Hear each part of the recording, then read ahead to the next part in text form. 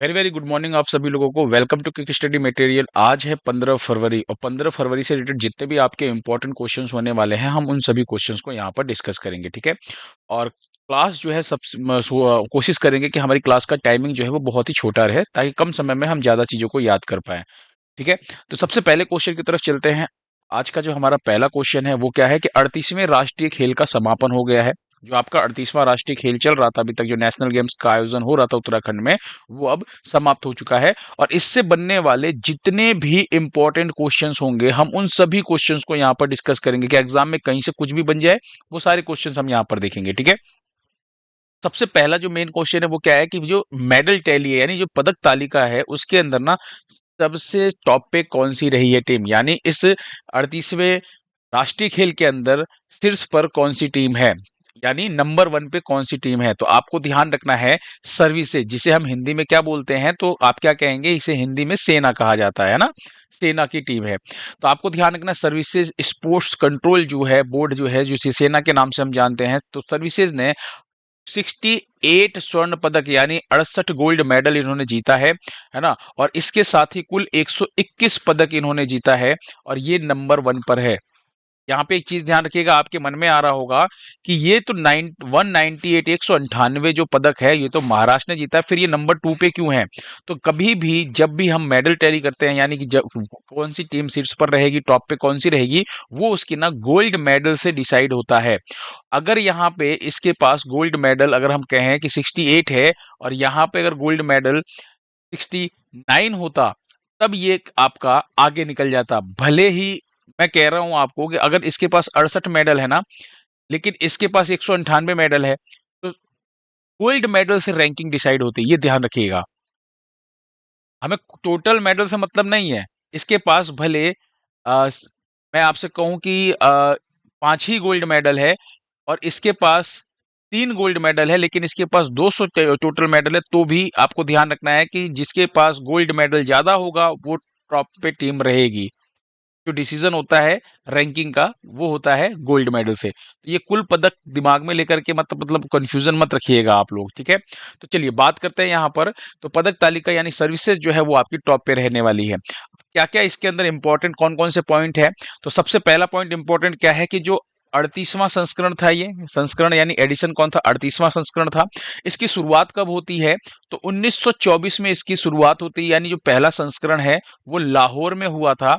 और कहा कब हुआ था, तो 1924 में। लास्ट जो 37वां संस्करण है वो आपको ध्यान रखना है गोवा में हुआ था। कहां पर हुआ था, गोवा में हुआ था। और इस टाइम पे टॉप कौन था जब गोवा में हुआ था, तो टॉप पे महाराष्ट्र था।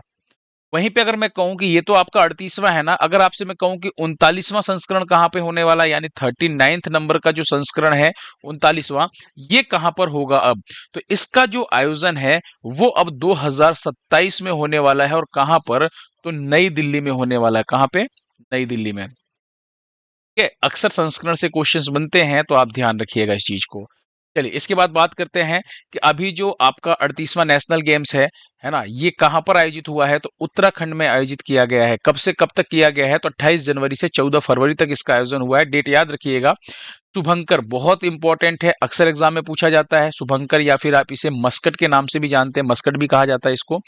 मौली आपको ध्यान रखना है। मौली की बात करें तो एक मोनाल पक्षी है। ये जो मोनाल पक्षी है ना, ये इस मौली को रिप्रेजेंट करता है।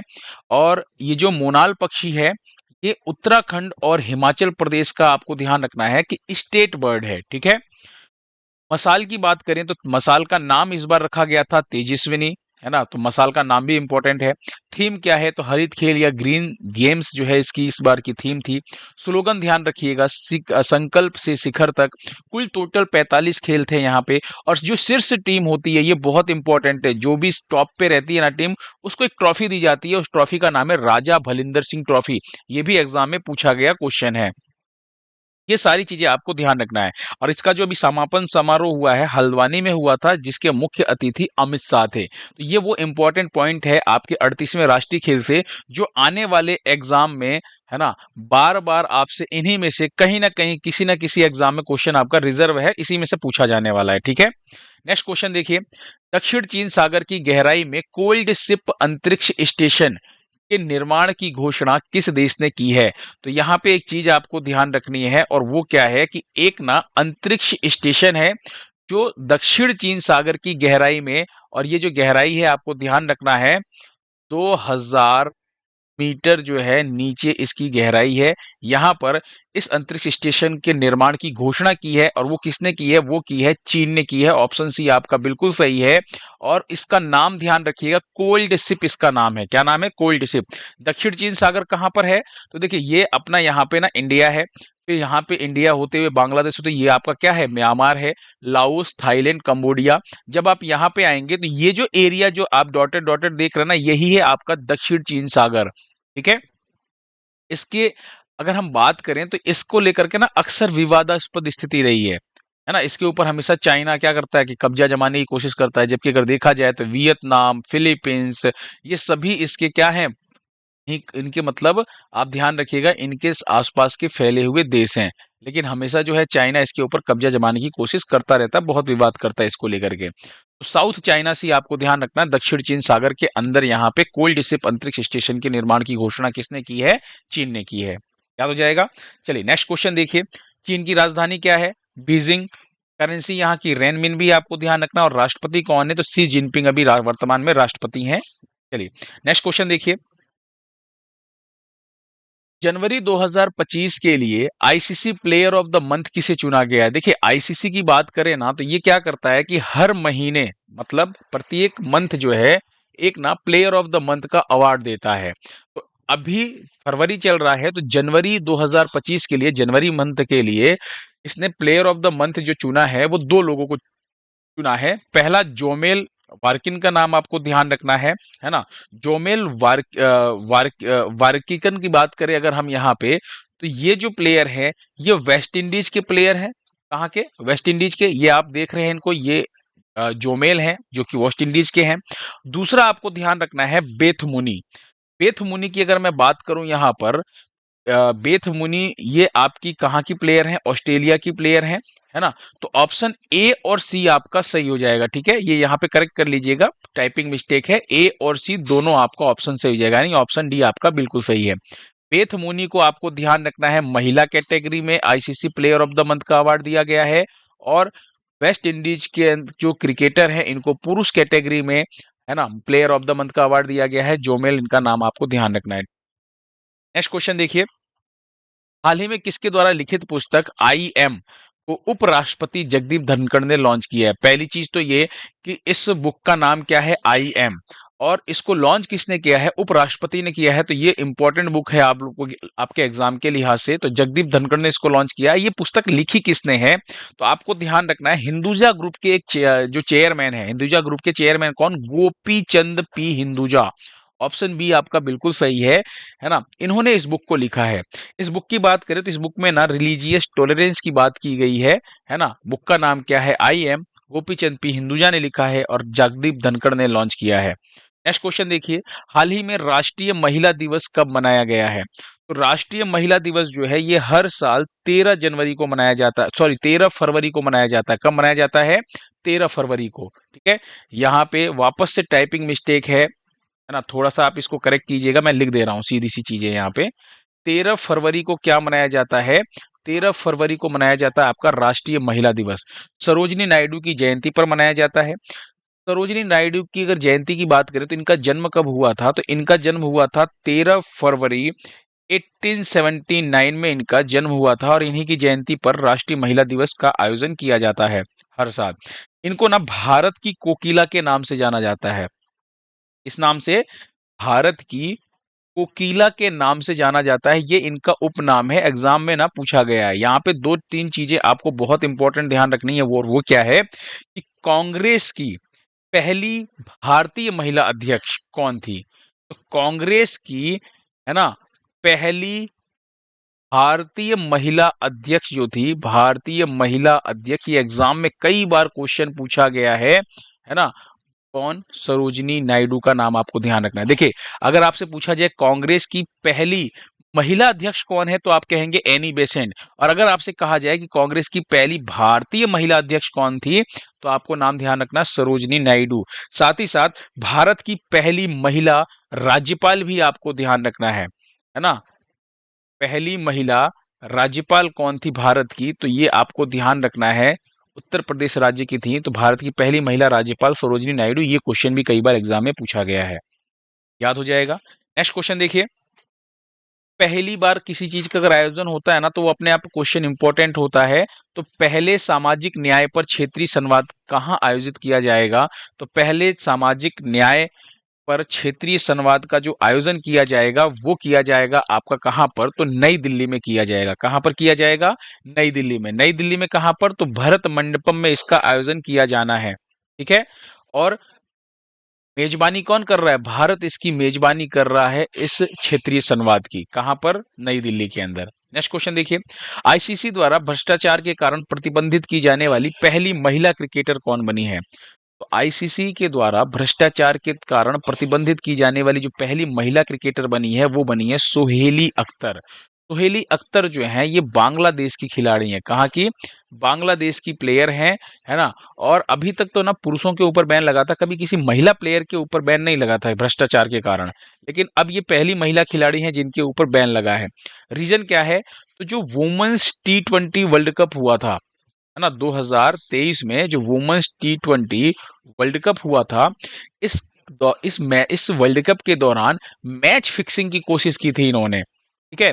इसी वजह से इनको प्रतिबंधित किया गया है। नेक्स्ट देखिए, पूर्वोत्तर एकता महोत्सव का आयोजन कहाँ किया जाएगा, तो पूर्वोत्तर एकता महोत्सव का जो आयोजन है वो नई दिल्ली में किया जाएगा। ऑप्शन ए जो है आपका बिल्कुल सही है।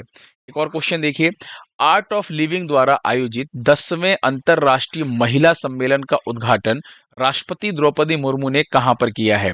क्या राष्ट्रपति जी हैं उन्होंने अभी 10वें अंतरराष्ट्रीय महिला सम्मेलन का उद्घाटन जो है वो बेंगलुरु में किया है, जो किसके द्वारा आयोजित किया जाता है, तो आर्ट ऑफ लिविंग के द्वारा आयोजित किया जाता है। ये एक एक पॉइंट ध्यान रखिएगा, आयोजित किसके द्वारा किया जाता है ना। इस सम्मेलन का नाम ध्यान रखिएगा, संस्करण ध्यान रखिएगा, और राष्ट्रपति ने इसका उद्घाटन किया है, तो ये भी ध्यान रखिएगा। नेक्स्ट क्वेश्चन देखिए, ब्लूमबर्ग के एशिया के सबसे अमीर परिवारों की सूची में शीर्ष पर कौन रहा।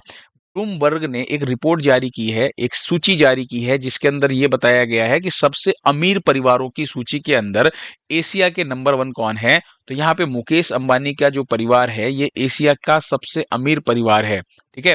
अब यहाँ पे अमीर परिवार की बात करें, जैसे इनका जो टोटल बिजनेस है हम उसकी बात करें, जैसे अनंत अंबानी हो गए, ईशा अंबानी हो गए, इनके दामाद हो गए नीता अंबानी, है ना, इनके बेटे जो भी है, मतलब इनकी सभी लोगों की संपत्ति की बात कर रहे हैं कि ये सभी लोग, मतलब ये पूरी फैमिली को मिलाकर के अगर हम बात करें तो इसमें सबसे अमीर परिवारों में एशिया के सबसे नंबर 1 पे कौन है, मुकेश अंबानी परिवार, ठीक है। तो ये फैमिली जो है एशिया की सबसे अमीर फैमिली है। नेक्स्ट क्वेश्चन देखिए, इसरो और आईआईटी मद्रास ने मिलकर अंतरिक्ष अनुप्रयोगों के लिए कौन सा स्वदेशी सेमीकंडक्टर कंट्रोलर विकसित किया है, तो इस कंट्रोलर का नाम है आइरिस। क्या नाम है, आइरिस। ऑप्शन ए आपका बिल्कुल सही है। बात करें तो मुख्य रूप से स्पेस बेस्ड एप्लीकेशन में यूज करने के लिए इसको ना डिजाइन किया गया है। और आइरिस की फुल फॉर्म क्या होती है, indigenous RISC V controller for space applications, ये इसकी फुल फॉर्म है। फुल फॉर्म आप जरूर याद कीजिएगा, ठीक है। इसकी फुल फॉर्म जरूर याद रखिएगा, पूछा जा सकता है आपसे। और ये जो स्वदेशी सेमीकंडक्टर कंट्रोलर है, इसको ना शक्ति प्रोसेसर के लिए बनाया गया है। ये प्रोसेसर का नाम भी ध्यान रखिएगा, शक्ति प्रोसेसर, ठीक है। देखिए, लास्ट टाइम पे मैंने आपसे क्वेश्चन पूछा था कि 9वें एशियाई विंटर गेम्स 2025 का जो आयोजन है वो कौन से शहर में किया जा रहा है। आप सभी लोगों के आंसर बिल्कुल सही थे। इसका जो आयोजन किया जा रहा है वो हार्बिन में किया जा रहा है। ऑप्शन डी जो है वो आपका बिल्कुल सही है, ठीक है। हार्बिन कहां पर है, चीन के अंदर है। आज आपके लिए एक छोटा सा क्वेश्चन है। क्वेश्चन क्या है, ट्रांसपेरेंसी इंटरनेशनल द्वारा भ्रष्टाचार धारणा सूचकांक CPI 2024 में भारत कौन से स्थान पर है। इंपॉर्टेंट क्वेश्चन है, ध्यान रखिएगा। कल मैंने ये क्वेश्चन आपको ना बहुत ही अच्छे तरीके से समझाया था, ठीक है, लेकिन फिर भी आपको ये बहुत कंफ्यूजन था, है ना। जैसे कंफ्यूजन क्या था आप लोगों को कि आप लोग रैंक और स्कोर दोनों को समझ ही नहीं पाए। मैंने आप फिर से उस क्वेश्चन को देखिएगा, इसीलिए आज क्वेश्चन मैंने ये रखा है क्विज के अंदर। देखिए, रैंक अलग चीज है और ये स्कोर अलग चीज है। स्कोर की बात करें अगर हम, तो एक स्केल है। स्केल क्या है, 0 से लेकर के 100 तक की एक स्केल है। इस स्केल के ऊपर किसी देश का जो स्कोर जितना कम रहेगा, यानी जो अंक है, स्कोर जो है, वो जितना कम रहेगा वहां पे भ्रष्टाचार उतना ज्यादा रहेगा। इसका मतलब ये नहीं है कि जीरो। भाई जो डेनमार्क आपका शीर्ष पे था, डेनमार्क जो शीर्ष पे है उसका जो स्कोर है, उसका स्कोर भी कितना था आपको मालूम है? 90 था। यानी 100 तो किसी का नहीं था, तो 90 स्कोर था। और सबसे कम जो 180 नंबर का जो देश था, जो आपका सूडान था, वो उसका स्कोर था 7। और भारत का स्कोर कितना था? 38। तो होता क्या है, ये स्कोर मतलब जो है जीरो से लेकर के एक स्केल का, इस स्कोर के हिसाब से जिसका स्कोर जितना कम रहेगा, है ना, उस वहां पर भ्रष्टाचार उतना ही ज्यादा रहेगा। और जिसका स्कोर जितना ज्यादा रहेगा, भ्रष्टाचार वहां पर उतना ही क्या होने वाला है? कम होने वाला है। तो इस चीज को समझिए कि इस स्कोर के हिसाब से ये रैंकिंग दी जाती है। और रैंकिंग के अंदर टॉप पे कौन था? तो टॉप पे आपका था डेनमार्क, और इसका स्कोर था लगभग 90 स्कोर था। और यहाँ पे भ्रष्टाचार की बात करें तो सबसे कम भ्रष्टाचार है। मैंने ये नहीं कहा कि जीरो भ्रष्टाचार है या भ्रष्टाचार है ही नहीं। आप रैंक और स्कोर को समझिए, मैंने फिर से समझाया, स्कोर के हिसाब से रैंक डिसीजन होता है। ये सिर्फ समझाने के पर्पज से मैंने आपको बताया था कि मैं आपको पूरा डिटेल में अच्छे से समझा पाऊँ कि रैंक कैसे बनती है। आपके एग्जाम के लिए सिर्फ रैंक इंपॉर्टेंट है, आप रैंक याद रखिएगा। और इंडिया का स्कोर याद रखिएगा कि 38 स्कोर है इंडिया का। समझ में आया? अभी भी कंफ्यूजन है? बहुत इजी तरीके से समझाया, कोई कंफ्यूजन नहीं होगा आपको। तो स्कोर और रैंक अलग अलग चीज है, ये स्कोर एक स्केल है। चलिए, आज अगर आपको वीडियो पसंद आता है तो आप बिल्कुल लाइक कीजिएगा। लाइक का टारगेट मैंने 100 लाइक रखा है। ये जो आप लाइक करेंगे ना, इससे मुझे बहुत मोटिवेशन मिलता है ना। कमेंट बॉक्स में आप आंसर दीजिएगा। और पीडीएफ जो है वो आपको टेलीग्राम चैनल पे अपलोड हो जा रही है क्लास के तुरंत बाद, ठीक है? तो आप वहां से अपना रिवीजन करने के लिए पीडीएफ डाउनलोड कर लीजिएगा। ठीक है, चलिए, थैंक यू सो मच, मिलते हैं नेक्स्ट वीडियो में।